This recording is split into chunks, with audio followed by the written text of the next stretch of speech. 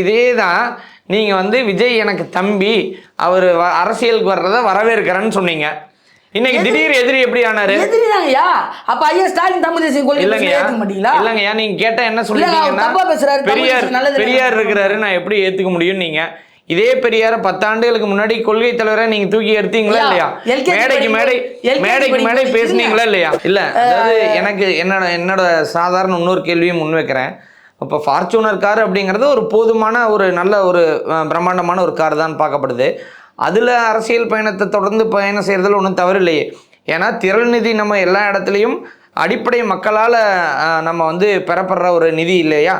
அப்போ நமக்கு பென்ஸ் கார்னு போடுற அதுக்கு கொடுக்குற பணத்தை, சொகுசுக்கு நம்ம கொடுக்குற பணத்தை நம்ம கட்சி நிதிக்கு கொடுத்துருக்கலாமே. அதாவது உங்களுக்கு வந்து ஒரு தமிழர் வந்து பென்ஸ் காரில் போயிடக்கூடாது. நகைப்பாக சொல்கிற விஷயங்கள் எல்லாம் தான் இன்னைக்கு நாம் தமிழர் தோழர்கள் பண்ணிட்டு இருக்கிறாங்க அப்படிங்கிறத தான் நான் பார்க்குறேன்.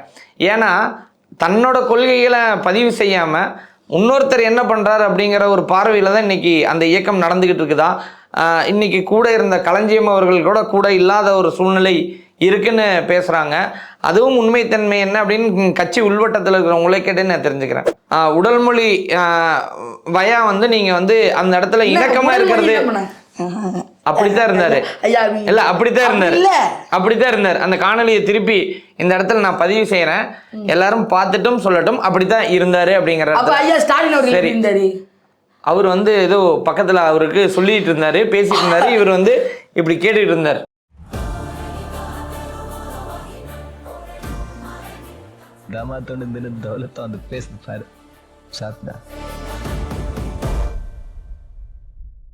பிளாக் அண்ட் ஒயிட் நேயர்களுக்கு வணக்கம்.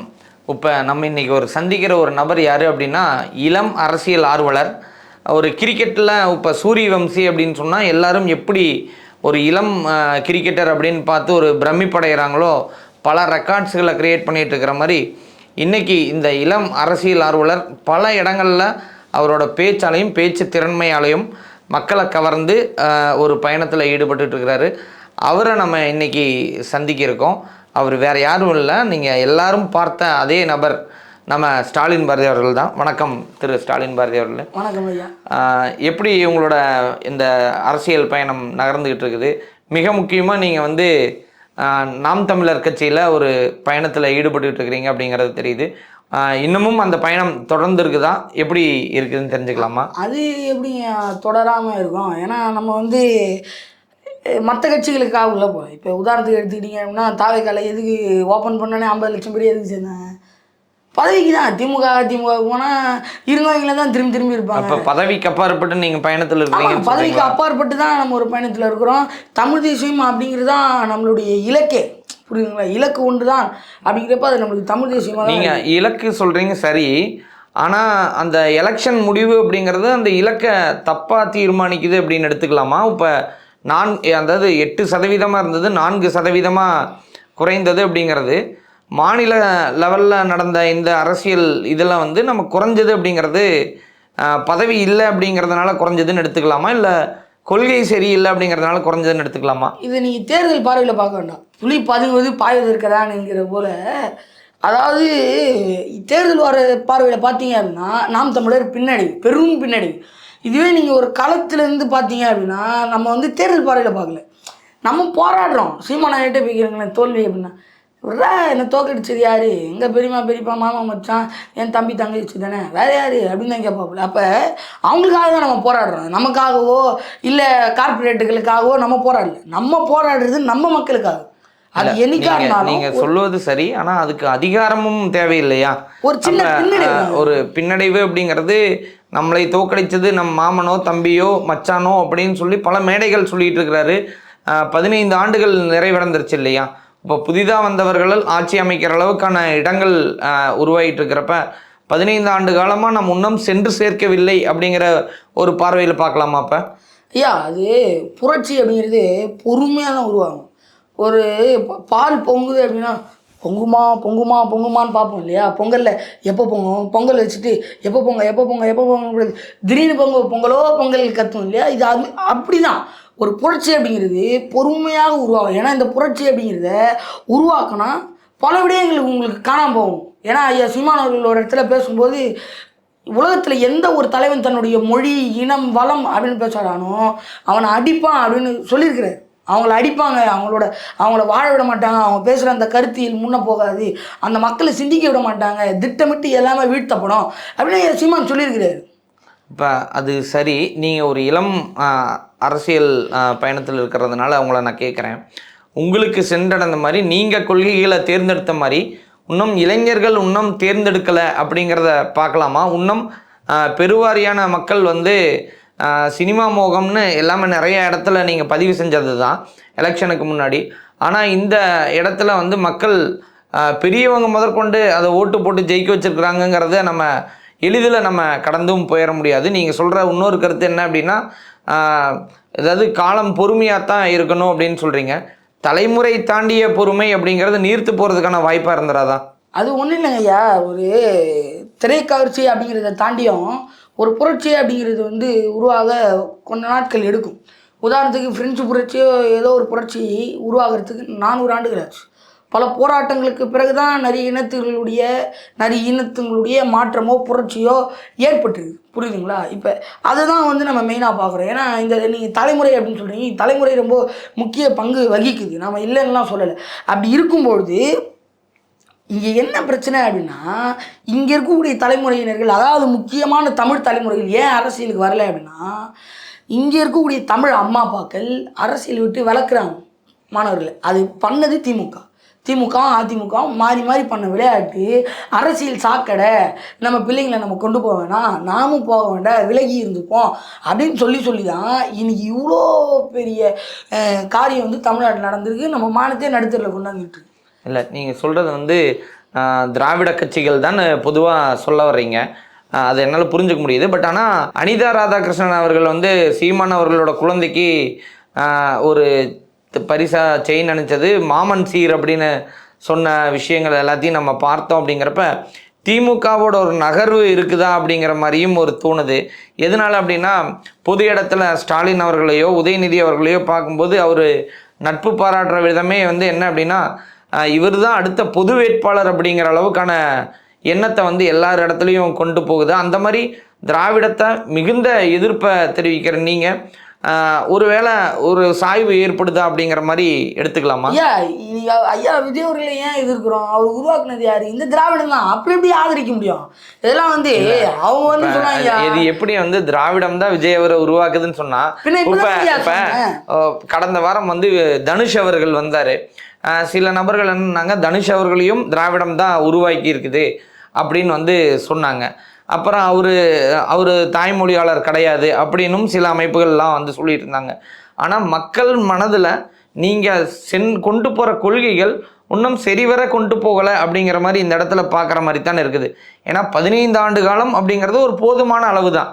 அந்த அளவுகளில் கொண்டு போக முடியாமல் போயிட்டு அப்படிங்கிறது ஒரு கேள்விக்குறியாக தானே இருக்குது. இன்னைக்கு திமுகவே 18 ஆண்டுகள் கழித்து தாங்க ஆட்சிக்கு வந்தது. பெரும் புரட்சியில தான் ஐயா திமுக ஆட்சிக்கு வரும்போது நிறைய நபர்கள் திமுகவை தேர்ந்தெடுத்து வந்தாங்க.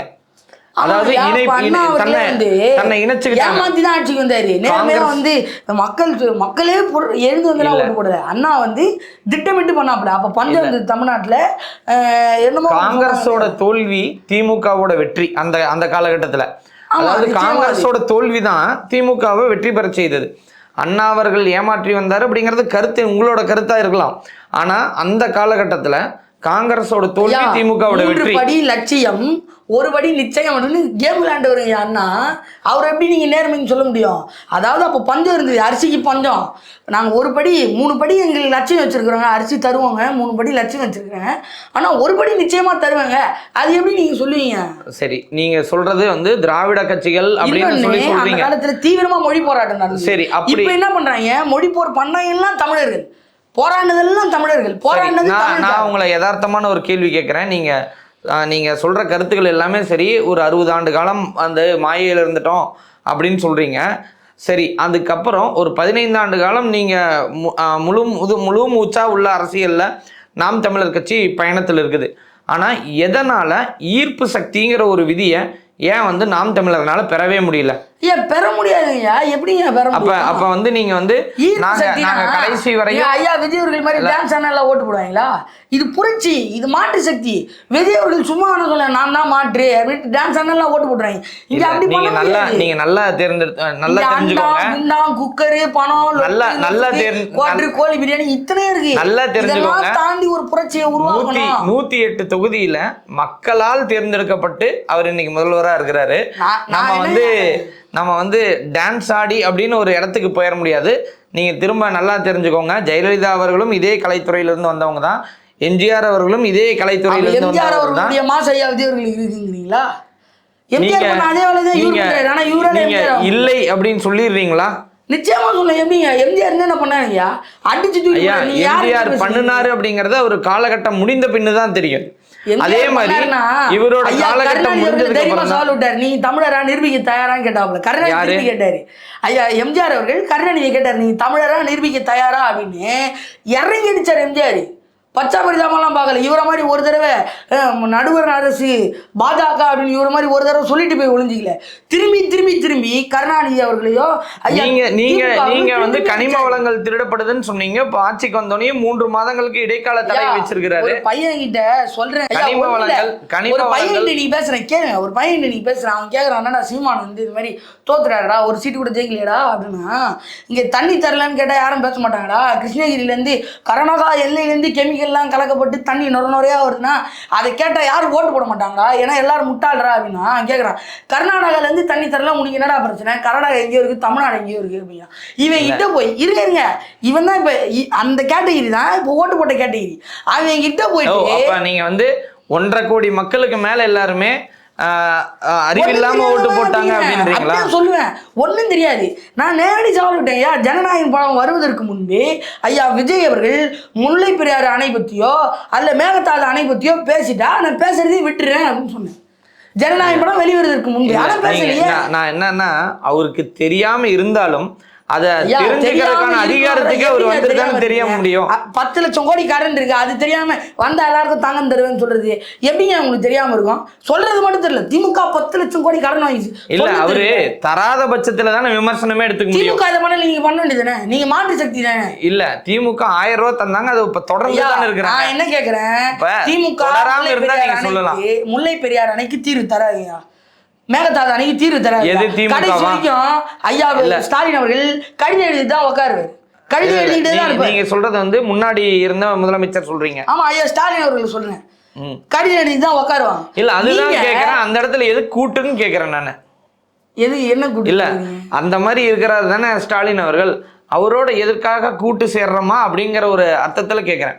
யாரு கூட்டு சேர்றாங்கன்னு இல்ல நாம் தமிழர் ஒரு நிலைப்பாடு வந்து திமுகவோட இணைப்பா இருக்கிற மாதிரி ஒரு செயல்பாடுகள் எல்லாம் காட்டுறாங்களே, அந்த மாதிரி இணைப்பு தேவையான்னு கேக்குறேன். இனி திமுகவால தான் இவ்வளவு பிரச்சனைன்னு சொல்லிட்டு மறுபடியும் திமுக கூட சேர்றாங்க. அப்ப இணைய மாட்டீங்க நீங்க. அப்ப வந்து நீங்க விஜய் கட்சிக்காரங்கிறது நானும் ஒரு அணிலுங்க அப்படின்னு திரும்பி நீங்க நிரூபிச்சு. இல்ல அது வந்து அது நீங்க எப்படி வேணாலும் எடுத்துக்கலாம், அது உங்களை பொறுத்தது. ஐயா ஒரு நேர்காணல் கூட ஐயா சீமான் அவர்கள் வந்து பேசியிருந்தாங்க. பேசும்போது நான் என்ன தேர்தல் அப்போ நான் என்னென்ன சொன்னேன்னு எழுதலை, தேர்தல் அப்போ நான் மேடையிலலாம் போட்டு காமிச்சேன் என்னென்ன பண்ண போகிறேன் அப்படின்ட்டு. அதெல்லாம் மக்கள்கிட்ட கொண்டு போய் சேர்க்கலை, அதெல்லாம் எழுதலை, பேசலை, டிபேட் பண்ணலை.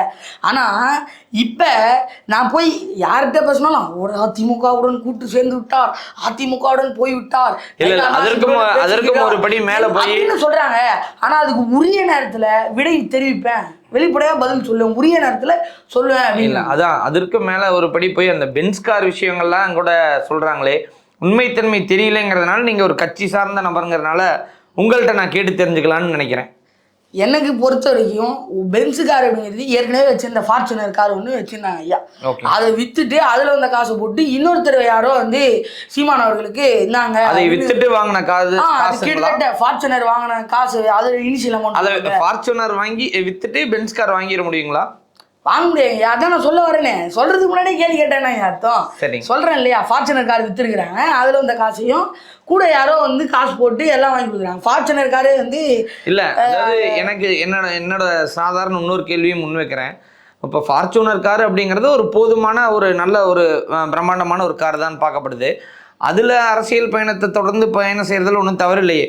ஏன்னா திரள் நிதி நம்ம எல்லா இடத்துலையும் அடிப்படை மக்களால் நம்ம வந்து பெறப்படுற ஒரு நிதி இல்லையா?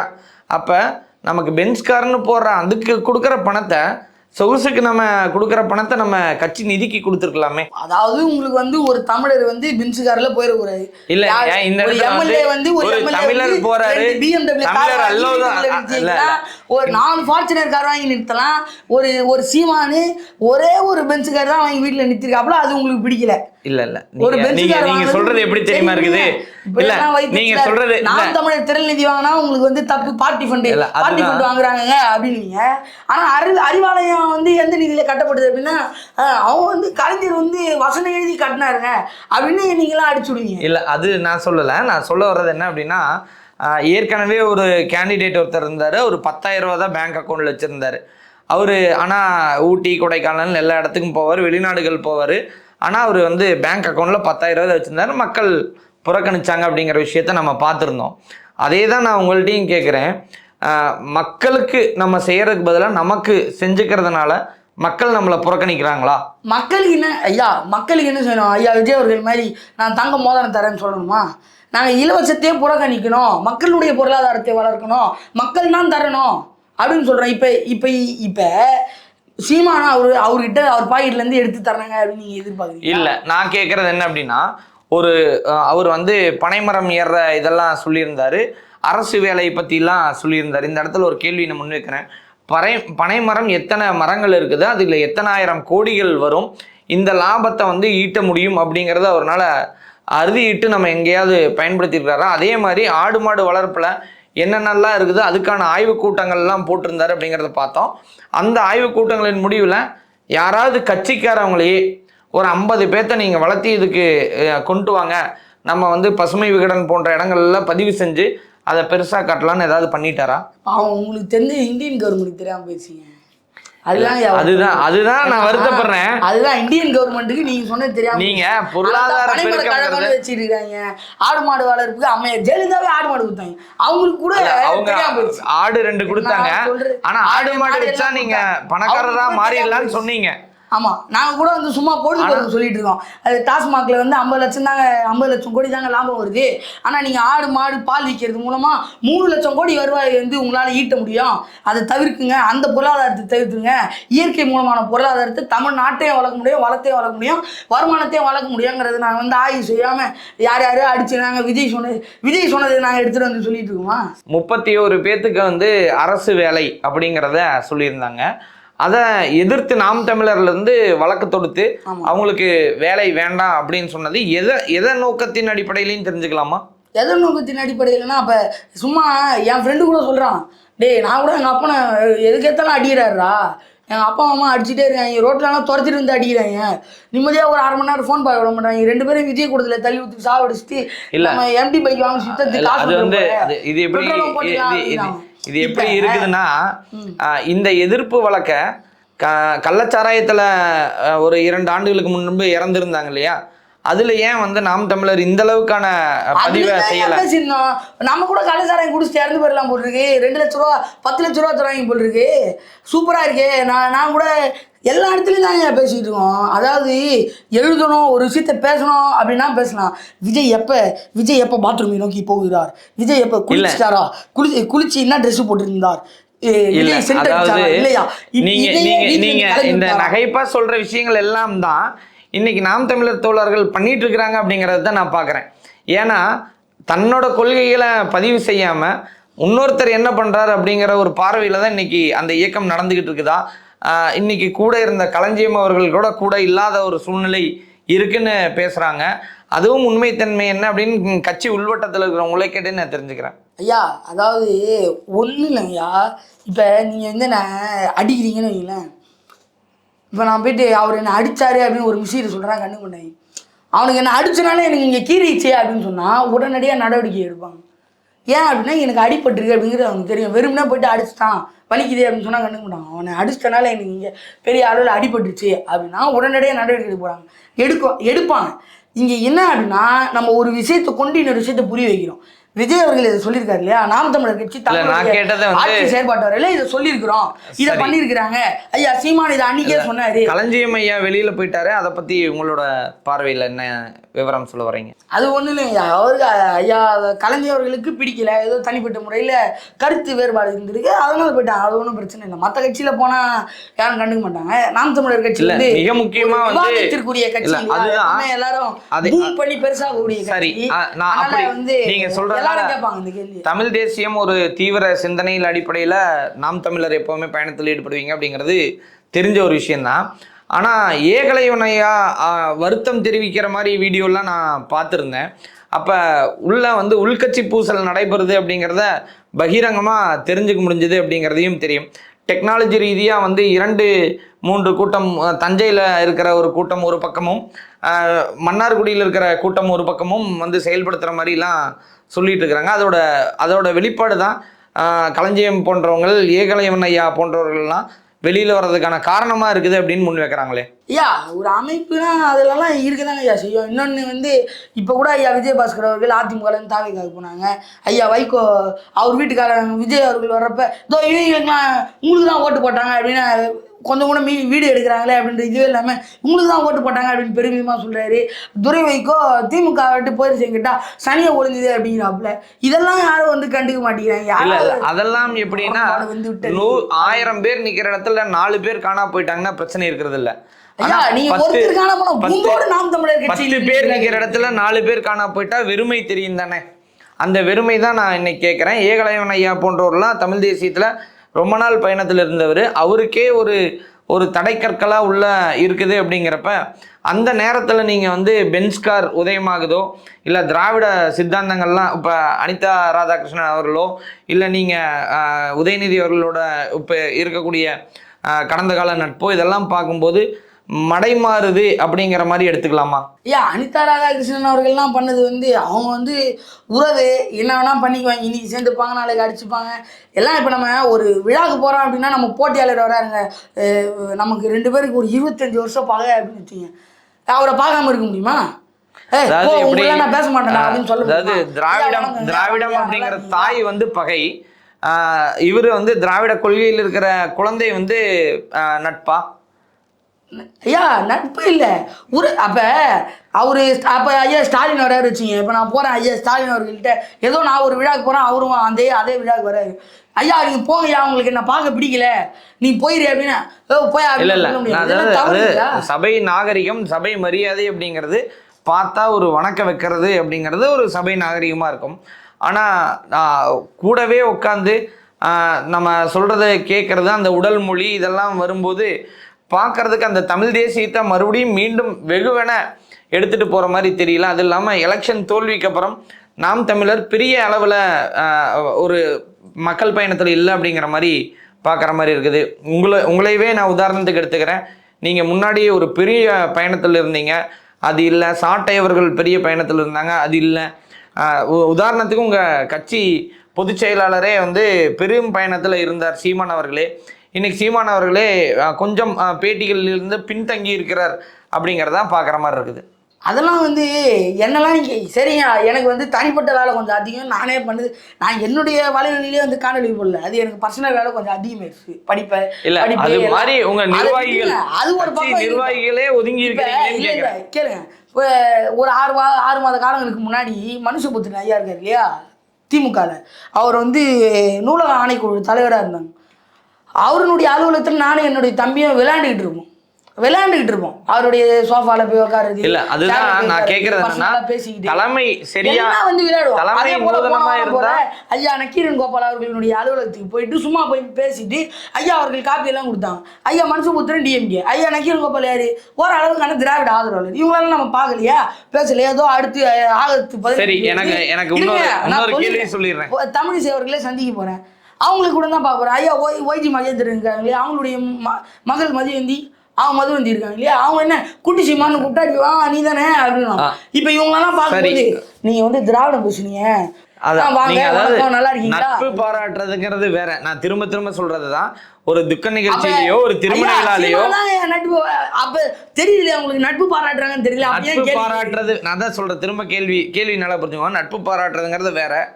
ஆனா உடல் மொழி வயா வந்து நீங்க வந்து அந்த இடத்துல இணக்கமா இருக்கிறது அப்படித்தான் இருந்தாரு. ஐயா இல்ல அப்படித்தான் இருந்தாரு. இல்ல அப்படித்தான் இருந்தார். அந்த காணொலியை திருப்பி இந்த இடத்துல நான் பதிவு செய்யறேன், எல்லாரும் பார்த்துட்டும் சொல்லட்டும். அப்படித்தான் இருந்தாரு அப்படிங்கிற. அப்ப ஐயா ஸ்டாலின் அவர்கள் எப்படி இருந்தாரு?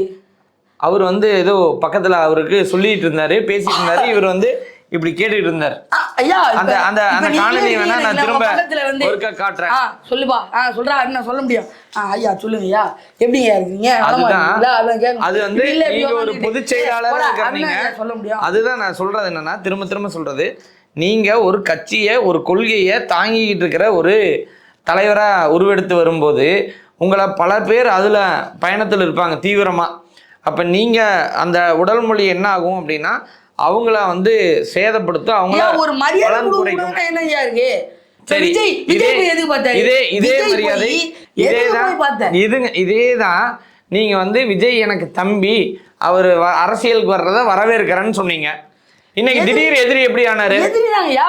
அப்ப ஐயா ஸ்டாலின் தமிழ் தேசிய கொள்கை ஏத்துக்க மாட்டீங்களா? இல்லங்கயா, நீங்க கேட்டா என்ன சொல்றீங்கன்னா பெரியார் இருக்கிறாரு, நான் எப்படி ஏத்துக்க முடியும்? நீங்க இதே பெரியார 10 ஆண்டுகளுக்கு முன்னாடி கொள்கை தலைவரை நீங்க தூக்கி எடுத்தீங்களா இல்லையா? மேடைக்கு மேடை பேசுனீங்களா இல்லையா? எல்கேஜி படிக்கும் போது எழுத்து கூட்டி எனக்கு படிக்க தெரியுமா? ஏபிசிடி தான் சொல்ல தெரியும். அதேதான் இப்பவும் நான் சொல்றேன்.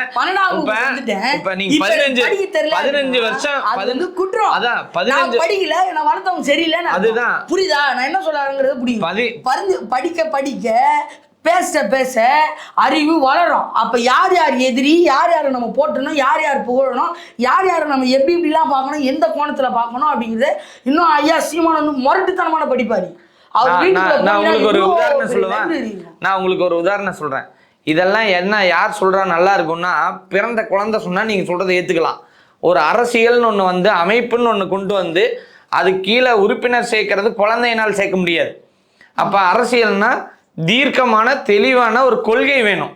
அந்த கொள்கையில நீங்க முதல்ல பேசும்போது முதல்ல பெரியார் அவர்கள் ஏதோ பேசிருக்காரு அப்படின்னு நினைச்சோம். ஆனா இவங்க என்ன பண்றாங்க தெரியுமா? மறுபடியும் பெரியார் தான் பண்ணார், பெரியார் தான் பண்ணார். எதையுமே புரிஞ்சுக்காமலே கட்சி தொடங்கிட்டீங்களா? திணிப்பு வந்து தப்பு இல்லைங்கய்யா. அப்ப நீங்க எதுவுமே புரிஞ்சுக்காம கட்சி தொடங்கிட்டீங்களா? 20 லட்சம் பேர் புரிஞ்சனாலதான், புரிதல் உள்ளதுனால. நானும் அதே தான் சொல்றேன். 108 தொகுதியில ஜெயிச்ச மக்கள் புரிதலோட ஓட்டு போட்டதுனாலதான் அவர் முதலமைச்சர் இருக்கு. அதேதான் 20 லட்சம் பேத்துக்கு என்ன புரிதல் இருக்குது? நீங்க பெரியார வாழ்கன்னு சொன்னா வாழ்த்தணும், பெரியார் வீழ்கன்னு சொன்னா வீழ்த்தணுமா? இனி கலைஞர்களே அப்ப நீங்க வந்து என்ன சொல்றீங்க? இல்ல நாளைக்கு என்ன சொல்றீங்க? எனக்கு வெளியே போனார் விஜயபாஸ்கர் மாதிரியோ இல்ல இந்த இப்படி காமிச்சார். அவர் பேர் ஐயா விஎஸ் பாபு. அவரை மாதிரி 3 தடவை 4 தடவை கட்சி மாறுறவரு இல்ல நாகில் சம்பந்தமான வெக்கமே இல்லாம வைகோ எனது அண்ணன் சொல்லிட்டு இன்னைக்கு விஜய் தம்பி புது அரசியல் எடுக்கிற அந்த மாதிரி போய் ஒரு கட்சிக்கு மாறி மாறி போய் பேசுறவங்க நினைச்சீங்களா? ஒரு கொள்கையை ஒன்று எடுத்துட்டா, ராஜீவ்காந்தி அவர்கள் இருக்கார், கல்யாண சுந்தரம் அவர்கள் இருக்கார் இல்லையா? புதிய தலைமுறையில் ஒரு அண்ணனை கேட்டார், நீங்கள் வந்து தமிழ் தேசியத்தில் செயல்பட்டீங்களே பாதிமுக பேர். அவர் தெளிவாக சொல்கிறாரு, நான் ஏற்றுக்கொண்ட கொள்கை தமிழ் தேசியம் தம்பி, எனக்கு கருத்து முரண்பாடு இருந்தது, நான் வெளில போயிட்டேன், ஆனால் என்றைக்குமே நான் தமிழ் தேசியவாதி அப்படின்னு சொன்னேன். இல்லை காளியம்மாள் அவர்கள் கூட வெளியில் போனாங்க, அது எல்லாமே சரி. தமிழ் தேசியவாதிங்க. சரி, நான் கேட்கறது புரிதல் இருக்கு. இல்லை நான் கேட்குற கேள்விக்கு நீங்கள் வரலையே. என்ன புரிதல்? இல்லை நான் கேட்குற கேள்விக்கு நீங்கள் வரலையே. பேர் புரிதல் உண்டு போட்டாங்க. நான் கேட்குற கேள்விக்கு நீங்கள் வரவே இல்லையே. இல்லை 20 லட்சம் பேர் வந்து புரிதலோட ஓட்டு போட்டாங்க. நீங்கள் 1.5 கோடி பேர்த்துக்கு புரிதல் இல்லைன்றீங்க. இப்போ 15 ஆண்டுகள் கழித்து பெரியார் வந்து எதிரின்னு சொல்கிறாரு. அன்னைக்கு வந்து பெரியார் நல்லவர்னு சொல்கிறாரு. இன்னொரு 10 ஆண்டுகள் கழித்து திராவிடம் நமக்கு நல்லதுன்னு சொன்னாலும் சொல்லுவாரா? அது எப்படிங்க ஐயா? எப்படி நீங்க அவர்களை எதிர்க்கணும் அப்படின்னா அதுக்கு ஒரு காரணம் இருக்குது ஃப்ரேம் பண்ண. ஏன் எதிர்க்கிறோம்? திராவிடத்தை ஏன் ஆதரிக்கணும் நீங்க சொல்லுங்க. திராவிடத்தை நாம் தமிழர் ஏன் ஆதரிக்கணும்? நான் தான் கேட்கிறேன். நாம் தமிழர்னு ஒரு கொள்கையில கொண்டு வந்து ஒரு தேசிய தலைவர் எங்களுக்கு இருக்கிறாருன்னு சொல்லி நீங்க கொண்டு வந்தீங்க ஒரு படிப்படியா. அப்ப நீங்க 2011 நீங்க செல்வி அம்மையார் ஜெயலலிதா அவர்களுக்காக நீங்க ஓட்டு கேட்டதும் இருக்குது.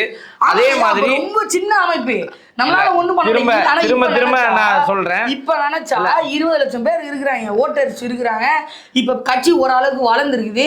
எல்லா கிட்டத்தட்ட தமிழ்நாடு முழுக்க நாம் தமிழர் கட்சி இருக்கு.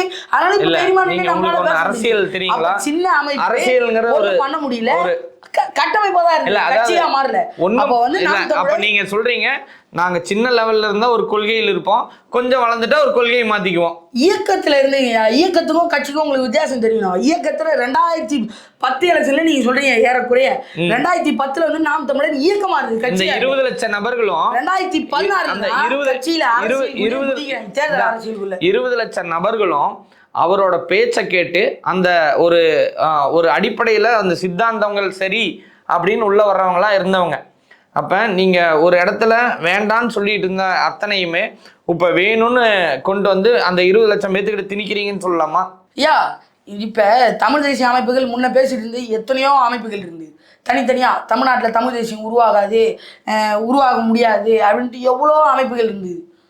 இனிமேலும் தமிழ் தேசியத்தை உருவாக்க முடியாது, மக்கள்லாம் மடை மாறிட்டாங்க அப்படின்னு. ஆனால் ஐயா சீமானவர்கள் வலிமையாக தமிழ் தேசியத்தை முன்னெடுக்கும் போது இப்போ எல்லாரும் ஒன்றிணைந்து வராங்க. இப்போ தமிழ் தேசியம் அப்படின்னா அது ஐயா சீமானவர்கள் தான் என்று வருது. உதாரணத்துக்கு இப்போ வழக்கு போட்டு 31 பேர் வேலை வாய்ப்பு பறிச்சார் இல்லையா ஐயா திருமுருகன் அவர்கள், தர்றது தப்பு அப்படின்னு வழக்கு போட்டு வெற்றி பெற்றார் இல்லையா.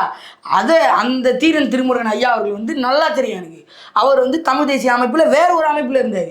ஆனால் அவர் அந்த அமைப்பை கொண்டாந்து நாம் தமிழர் கட்சியில் இணைச்சி அதில் இருக்கக்கூடிய அத்தனை உறுப்பினர்களையும் நாம் தமிழர்களை கொண்டாந்து இணைச்சாரு. இன்னைக்கு நாம் தமிழர்களுடைய வழக்கறிஞராக எத்தனை அமைப்புகள் வந்து இதே மாதிரி நாம் தமிழர் கொள்கைகளை பார்க்கறத விட நாம்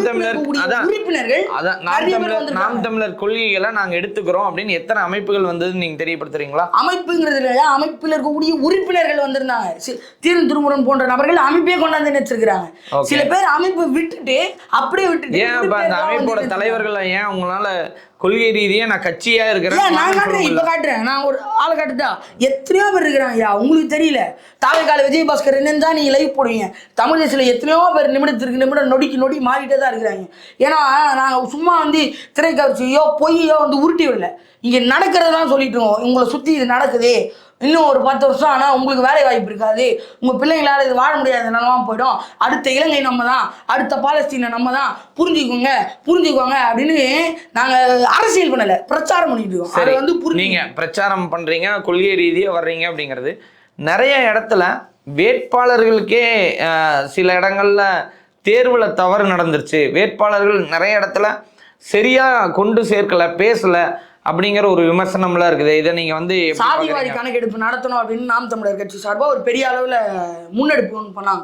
இல்ல நான் கேக்குறது வந்து அதுதான் 234 வேட்பாளர்கள்ல பாதி வேட்பாளர்கள் சரியா கட்சியோட கொள்கையிலேயே கொண்டு சேர்க்கறதுக்கு பேசாம விட்டதே காரணம்ன்றாங்க. கருத்துல சொல்லுங்க ஐயா. கேள்வி பேசுறதுக்கு முன்னாடி கேள்வி கேட்குறேன். அதாவது யார் கணக்கு எடுக்கணும் அப்படின்னு சொல்லிட்டு வலிமையா இது பண்ணாங்க. அறிக்கையில் ஐயா சீமானவர்கள் விட்டார். ஆனால் இவங்க என்ன சொன்னாங்க அப்படின்னா, திமுக சைட்லேருந்து எங்களுக்கு மேலேருந்து, அதாவது ஒன்றிய அரசுலேருந்து எங்களுக்கு இது வந்தால் தான் நாங்கள் வந்து நடவடிக்கை எடுக்க முடியும், சாதிவாரி கணக்கு எடுக்க முடியும் அப்படின்னு சொன்னாங்க. ஆனால் நாம் தமிழர் கட்சியில் நிறுத்தியிருக்கக்கூடிய 234 தொகுதியினுடைய வேட்பாளர்களும் சாதிவாரி கணக்கு எடுக்கப்பட்டு நிறுத்தப்பட்ட வேட்பாளர்கள். சரி, கணக்கு எடுத்த மாதிரி நாம் தமிழர் கட்சி தெலுங்குகளையும் களத்தில் நிறுத்திருக்கிறாங்க, தெலுங்குகளையும் களத்தில் நிறுத்திருக்காங்க, மலையாளிகளையும் களத்தில் நிறுத்திருக்காங்க. அதுல ஒரு கேள்வி இருக்கு, இது வரைக்கும் தமிழர்கள்ல இருந்து வெளியே வராத, அதிகாரத்திலே இல்லாத பட்டியலின மக்களை கொண்டாந்து முன்ன வச்சிருக்கிறாங்க. அப்படிங்கிறப்ப இதுதான் உண்மையான அடிப்படை அமைப்பு, அரசியல் மாற்றம். புரியுதுங்களா? இது வரைக்கும் அதுதான் இன்னொரு கேள்வி கேட்டுறேன். இப்ப நீங்க சொல்றதுலயே கேட்கிறேன், நீங்க வந்து தமிழ் மொழியாளர் தான் முன்னாடி வரணும் அப்படின்னு நிறைய இடத்துல பதிவு செஞ்சுருக்கீங்க, சொல்லியிருக்கிறீங்க. அப்புறம் எதற்காக ஒரு கன்னடர், ஒரு தெலுங்கர், ஒரு மலையாளி இவங்கெல்லாம் உள்ளே வந்தாங்கன்னு தெரிஞ்சுக்கலாங்களா? நாங்கள் தமிழர் வாழணும்னு சொல்லியிருக்கிறோம், கன்னடர் சாகணும் அப்படின்னு சொல்லல. சரிங்களா? அதுதான், அது யாருமே சொல்ல மாட்டாங்க. ஆனா அதிகாரத்திற்கு வர்றது இருக்கவே கூடாது அப்படின்னு சொன்னீங்க. அதிகார வார்த்தைக்கு இருக்கணும்னு சொல்லுங்கய்யா. ஹெட் ஆஃப் தி அத்தாரிட்டி நாங்க இருக்கணும், எங்களுக்கு நீங்க இருங்களா. உங்களுக்கு அடுத்து ஒரு சொல்லியிருக்கிறார், ஒரு கோடி கிழிச்சு வச்சிருக்கிறோம் அப்படின்னா கோர்ட்டுக்கு முன்னாடி நாங்க நிக்கிறோம், எங்களுக்கு பின்னாடி நீங்க நின்னுங்களா. இவங்களை விட்டு எல்லா அரசு வேலையும் இல்ல, தமிழர் இருங்க, நான் சொல்றது கேளுங்க. தமிழ்நாட்டினுடைய அரசு வேலை தமிழர்களிட இல்லை அப்படின்னு பல முறை சொல்லியிருக்கிறோம். ஆனால் நாம் தமிழர் கட்சி ஆட்சிக்கு வந்துட்டு அங்கே அந்த அரசு வேலையில் இருக்க எல்லா தெலுங்குகளையோ மலையாளிகளையோ கன்னடர்களையோ நீக்குவோம் அப்படின்னு சொல்லலை.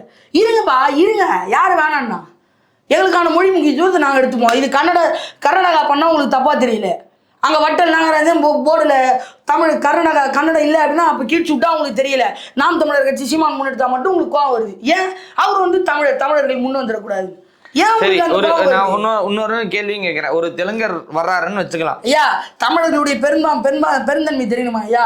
கர்நாடகா தெலுங்கானா பாருங்கய்யா, எதுலையுமே தமிழ் வேட்பாளர் யாருமே கிடையாது, எம்எல்ஏ யாருமே கிடையாது. தமிழ்நாட்டில் மட்டும்தான் கிட்டத்தட்ட 120 எம்எல்ஏக்களுக்கு மேலே தெலுங்கு எம்எல்ஏ. அது தெரிஞ்சுங்க. சரி, நான் கேட்கறது உங்களுக்கு புரியுதா இல்லையா? நான் வந்து ஒரே ஒரு கேள்வி தான் கேட்குறேன்.